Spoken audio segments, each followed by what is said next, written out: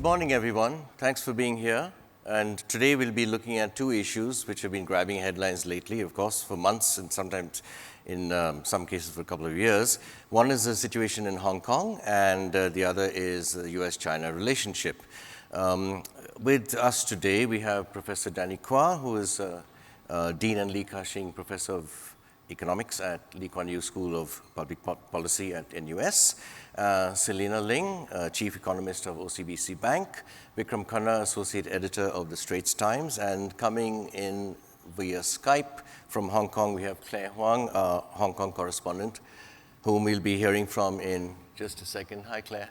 And later on, we'll be beaming in Benjamin Kang Lim, our Global Affairs correspondent based in Beijing. Now, we'll start with Hong Kong, and we have Claire online, but if you've read the Straits Times today, there's a particular bit of news about Hong Kong. The US government's Hong Kong Human Rights and Democracy Act, which is awaiting President Trump's approval and has elicited a very strong reaction from China. We have Foreign Minister Wang Yi saying, I'll just quote from this quickly, "It indulges violent criminals whom China blames for the worsening unrest and aims to, quote, muddle or even destroy Hong Kong." So meanwhile, in Hong Kong, the protests have receded essentially to one university. Claire, since we have you on the line, what does this say about the state of affairs? Are we over the worst in Hong Kong? In the past 6 months, we have had almost consecutive weekends of demonstrations that very often broke out in chaotic clashes. And last week, tensions hit a new flashpoint, and university campuses turned into battlegrounds between protesters and police. Dozens still remain in Polytechnic University, and this latest episode somewhat dents the movement, because some of the protesters are disappointed they couldn't hold out longer, and it has also made some of them angry. So can we expect more extreme actions in the weeks to come? I think there's certainly room for that, particularly given that the district council election is on Sunday. So if the protesters are not happy with the results, okay, and we're expecting the pan-Democrats to win quite a few seats, then we could see further protests and further unrest. More importantly, I think, is that there has been one constant demand, which is the 5 demands actually, and they have not been fully met. And given the track record these 6 months, you can almost count on the government or the police to do something that could trigger, or give the movement a new lease of life. And I think the chaos is definitely far from over. Okay, so there's been a lot of jitters about harsh crackdown from China, sending in the PLA and so forth, and it's been going on for months. Has China shown more restraint than generally expected? And is that fair comment, and has it sort of worked? Well, this is a matter of relativity. Setting aside legitimacy, that is, whether China can intervene in Hong Kong affairs, and of course it can to a certain extent because Hong Kong is part of China. So that position has always been clear in the one country, two systems principle. For Beijing, at least, one country comes first. Compared to the 1989 Tiananmen crackdown, China has been very restrained. Okay, and in addition, the Hong Kong police have also been very restrained. How do we know this? Just look at the countries where protests have been taking place, in recent weeks, and you'll find that police, have been, more aggressive in their tactics against protesters. Perhaps one reason for this restraint could be attributed to trade negotiations taking place between the United States and China at the moment, and the fact that Hong Kong could possibly be used as a bargaining chip in those talks, which would not be in China's favor, especially now that the Hong Kong Human Rights and Democracy Act looks set to gain easy passage in the US, and sanctions will have far-reaching consequences on Hong Kong's economy, because without any differentiation, Hong Kong will just be another Chinese city, and that's not helpful if there's a lot of Chinese money parked in Hong Kong. Another possible reason, and at this point maybe to a lesser extent, would be the presidential elections in Taiwan in January. It's not in Beijing's interest to do anything that would jeopardize the persuasion of Taiwan to rejoin China. And if the army were to be mobilized to quell the unrest in Hong Kong, it would be viewed as an infringement of one country, two systems. And it will only make it harder to convince Taiwan or the Taiwanese folks to vote for Han Kuo-yu, who's favored by Beijing. So this will then help Taiwan, who has openly rejected unification. Thank you, Claire. If I may bring in Selina, if I may bring you in now, could you tell us something about the economic ramifications of these months of unrest in Hong Kong? Well, I think it's quite clear the Hong Kong economy is now officially in a technical recession, and it looks like the government forecast is looking for a contraction of more than 1% year on year for 2019. It's a bit of a double whammy, to be frank, because you've had this US-China trade war that's been taking a hit, and on top of that, the domestic unrest is contributing to a lot of the slowdown in both business and consumer sentiments. If you look at which are the sectors that has been worst hit, is your retail, tourism, transport, a lot of sectors, right? So if you look at some of the evidence, for a lot of us like to go shopping in Central, Causeway Bay, etc., there have been reports about more than 100 shops already closing down. And I think there's some expectations that after Chinese New Year next year, you're probably going to get more than 1,800 restaurants closing down. That's kind of hits home about how bad it has been for business on the ground. Okay. But what is different this time, I think, is that actually if you look at financial markets, the reaction has been quite tapered. In the sense that if you look at the Hong Kong dollar spot, it's been relatively stable. There has been some speculation about capital outflows, but you don't see data showing that there's massive outflows at this juncture. If you look at reserves, it's very healthy, and the government has the policy room to actually put in place a lot of fiscal stimulus. So I think the key question going forward is that where do we see as endgame, right? Because if this continues to drag on into the new year, probably it's going to continue to weigh on 2020 growth prospects, which are already quite muted. And you have this ongoing Hong Kong bill that's obviously complicating the US-China negotiations for the phase one. So it is complicated times that we're living in. I don't have a clear picture on what's the end game for this. Right, Vikram. I think, and it's important to note that it's important also for China, not just for Hong Kong. Hong Kong is where Chinese companies do their IPOs. Hong Kong is where Chinese companies issue bonds. Hong Kong is still the conduit for FDI flows into and out of China. And mainland banks have a huge presence in Hong Kong.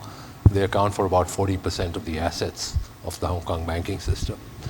So any sort of instability or weakness of the financial sector, which can happen because of capital flight or because of pressure on the banks, or that would have an effect not only on Hong Kong, but also on China. So I think China has to be a little concerned about this. One more point I'll just make is that about the peg. Now, in '97, the peg came under speculative attack. It was defended, but after extraordinary measures, including the Hong Kong Monetary Authority buying $15 billion worth of stocks, and the property market corrected 70% from peak to trough. Wages went down. Now, if the peg comes under a speculative attack again, it may be defended, but it'll be much more difficult to defend. And if the social fabric has so weakened in Hong Kong, I think it's very difficult for wages and so on to go down and unemployment to rise and for that to be sustainable. So I just say that right now everything is holding, but if things continue to sort of drag on and maybe even get worse, I think these are some risks to watch out for. Claire, could I just bring you back for a second here, very briefly? What is the sentiment on the ground in Hong Kong in terms of, the economy, business sentiment? In terms of business sentiment, I think you can say that the business confidence here has plunged to an all-time low. I think the the fact that the protests have been going on for so long has basically impacted on business sentiments and people. Initially I was still hearing things like, oh, Hong Kong is very resilient and things like that. But now, and there were just talks of company revenues being impacted. Now it has become one of where funds are flowing out. Companies are worrying. They are now looking at exit plans, and that has come into mind. So it doesn't help that Hong Kong's economy has fallen into recession for the first time since the global financial crisis, right? So this is just going to worsen if the protests continue. Thank you. Danny, I'd like to bring you in here. How much of an existential threat does this pose to China and to, one country, two systems? Okay. As I take that on, I want to do that in light of the fact that I'm actually a little bit more pessimistic than my colleagues here about the Hong Kong economy, and in agreement with your correspondent in Hong Kong. I think that the way the signs have lined up, Hong Kong's economy is about the same size as Singapore's. It's a little bit bigger, but it's roughly the same size. When you think about the way in which the Hong Kong economy generates momentum, it comes from travel, tourists, and it comes from its special status for finance, as Vikram has said. Both of those are under severe attack. There are travel advisories against Hong Kong in 22 nations around the world. 75% of the footfalls that come through Hong Kong airport come from mainland Chinese, which has now trickled to practically nothing. And the observations are, taking in light what you've said, Selena, about the closures of different companies and restaurants. Retail sales, consumer spending might fall by as much as 10% year on year compared to last year. That's a huge hit. Add on top of that the great attraction for Hong Kong had been rule of law, stability, both of which are coming under attack on all different fronts. So its future as a place where China goes to IPO is at risk. Its future as a place for the headquarters of 1,500 multinational corporations is at risk. So all of that bodes ill, I think, for in the short term and long term. Having said all that, having said about my pessimism, I'm actually relatively optimistic about how Hong Kong's journey within China itself is going to go from here. The huge risk for China, the extent to which it might be viewed as an existential issue, Hong Kong might be viewed as an existential issue, has to be put against a context, a background of many other challenges in the Chinese economy today. Slowing growth, US-China conflict, which I know we'll come back to talk about, technology, income inequality, aging population, all of those are huge issues. Hong Kong is 5.76 million people. Its economy is $350 billion. It is, yes, part of one country, two systems, but being the large country that China is practicing one country, many systems in all different parts of China. So the big danger, the big existential danger is, will Hong Kong's political turmoil spill over onto the 1.4 billion people in mainland? And here the evidence suggests not. The evidence suggests that many of the people within the mainland view what's happening in Hong Kong as an aberration. There's no communication from Hong Kong to mainland about the validity, legitimacy of the complaints that Hong Kongers have. There is very little traction that Hong Kong's problems have in carrying over to the mainland. So is it an existential issue for China? I suspect not. It's an existential issue for Hong Kong. Vikram, would you like to add to that? Well, I agree that it's not an existential issue for China. I think the only way it would become an existential issue for China if Hong Kong were to try and declare independence, which is not going to happen. Yeah. Just not going to happen. But I think what is a threat, what is a problem, is the Human Rights and Democracy Act that has been passed by the US, both houses of Congress. Now, this probably will have to be signed into law by President Trump, because if there's so much unanimity about this, I mean, it's very hard for him to go against it. But down the road, I mean, you know, the US State Department every year has to certify that Hong Kong is sufficiently autonomous to be granted special trading status, right? Now, if that certification does not come, and if you know, there's continued perception of the erosion of Hong Kong's autonomy through judicial vetoes by Beijing or any other means, or let alone a sort of major crackdown, I think there's a danger that that certification may not come. If that does not come, then Hong Kong becomes treated like the rest of China. So all the tariffs and all that which apply to China will also apply to Hong Kong. And Hong Kong is already in recession. So that would be devastating. I think that really is a big risk that Hong Kong is up against. What does this say about how President Xi Jinping has handled the crisis? Who would like to take that question? Danny. Okay.